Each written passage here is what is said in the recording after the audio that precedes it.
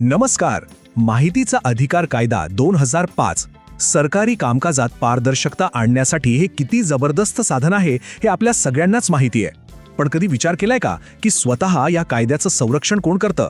चला आज याच प्रश्नाचं उत्तर शोधूया. एक विचार करा, जर का या इतक्या महत्त्वाच्या कायद्याचे निर्णय आपल्या नेहमीच्या कोर्ट कचेऱ्यांमध्ये अडकून पडले तर मग काय होईल? सगळाच गोंधळ उडेल, नाही का? मग प्रश्न असा आहे की या कायद्याला इतकं प्रभावी ठेवण्यासाठी नेमकी काय व्यवस्था केली आहे? चला याच प्रश्नाच्या मुळाशी जाऊया. बघा, माहितीचा अधिकार म्हणजे काही फक्त एक साधा कायदा नाहीये. हा तर सामान्य माणसाच्या हातातलं एक शस्त्र आहे, व्यवस्थेला थेट प्रश्न विचारण्याचं आणि त्यांची जबाबदारी निश्चित करण्याचं. खरं तर हा आपल्या लोकशाहीचा एक खूप महत्त्वाचा आधारस्तंभ आहे असं म्हटलं तरी वावगं ठरणार नाही. तर आपण जो प्रश्न सुरुवातीला विचारला होता त्याचं उत्तर आहे कलम 23. होय, अगदी बरोबर. माहिती अधिकार कायद्याच्या संरक्षणाची सगळी ताकद ती याच एका कलमामध्ये दडलेली आहे. आपण असंही म्हणू शकतो की हे कलम म्हणजे या संपूर्ण कायद्याचं एक संरक्षक कवच आहे. आता बघा, इथे आपल्याला कायद्यातला कलम 23चा मूळ मजकूर दिसतोय. यात एक वाक्य खूप महत्त्वाचं आहे, न्यायालयांच्या अधिकारितेस अडकाठी. आता याचा साधा सोपा अर्थ काय?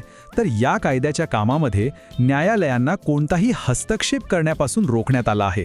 आणि खरं सांगायचं तर यामुळेच हा कायदा इतका जलद आणि प्रभावी बनतो. ठीक आहे, तर मग न्यायालयीन हस्तक्षेपास मनाई किंवा बार ऑन कोर्ट इंटरफेरन्स हे शब्द थोडे जड वाटू शकतात. चला याचा नेमका आणि सोपा अर्थ काय आहे तेच समजून घेऊया. याचा अगदी सरळ आणि स्पष्ट अर्थ असा आहे की माहिती अधिकार कायद्याखाली समजा एखादा आदेश किंवा निर्णय दिला गेला तर त्या निर्णयाला आव्हान देण्यासाठी आपल्या नेहमीच्या दिवाणी न्यायालयात जाता येत नाही. तो मार्ग बंद आहे. का? कारण त्यासाठी या कायद्याने स्वतःचीच एक वेगळी स्वतंत्र व्यवस्था निर्माण केली आहे. इथे तर सगळं चित्र अगदीच स्पष्ट होत आहे, नाही का? बघा, एकीकडे न्यायालयात जाण्याचा मार्ग बंद आहे, पण दुसरीकडे कायद्यानेच एक पर्यायी आणि जास्त सोपा मार्ग खुला ठेवला आहे. आणि तो मार्ग म्हणजे कायद्याच्या चौकटीत राहूनच अपील करण्याची एक खास प्रक्रिया. बरं, हे सगळं कायदेशीर बोलणं झालं, पण या सगळ्याचा आपल्यासारख्या सामान्य नागरिकांवर नेमका काय परिणाम होतो? हे कलम 23 आपल्यासाठी इतकं महत्त्वाचं का आहे? चला आता हे पाहूया.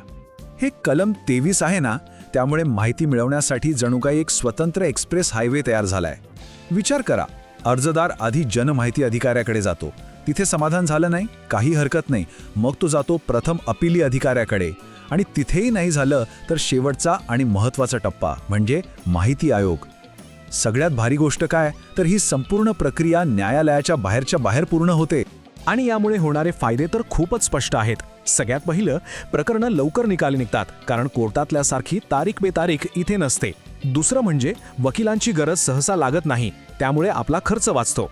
तिसरी गोष्ट, माहिती आयोगामध्ये बसलेले लोक या विषयातले तज्ज्ञ असतात, त्यामुळे प्रकरणाची एकदम योग्य तपासणी होते.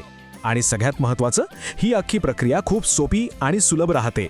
तर आता आपल्या लक्षात आलं असेल की कलम 23 हे माहिती अधिकार कायद्याचं संरक्षक कवच का आहे. हे कलमच या कायद्याला न्यायालयीन दिरंगाईच्या चक्रव्यूहापासून वाचवतं आणि त्याची परिणामकारकता, त्याची ताकद टिकवून ठेवतं.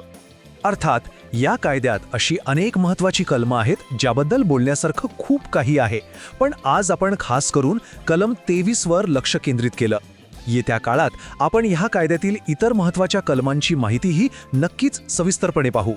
आणि हो, जाता जाता एक विचार सोडून जातो, आपल्या आजूबाजूला, आपल्या दैनंदिन जीवनात किंवा आपल्या समाजात सकारात्मक बदल घडवण्यासाठी माहितीच्या अधिकाराचा सर्वात प्रभावी वापर नेमका कसा करता येईल यावर नक्कीच विचार करायला हवा.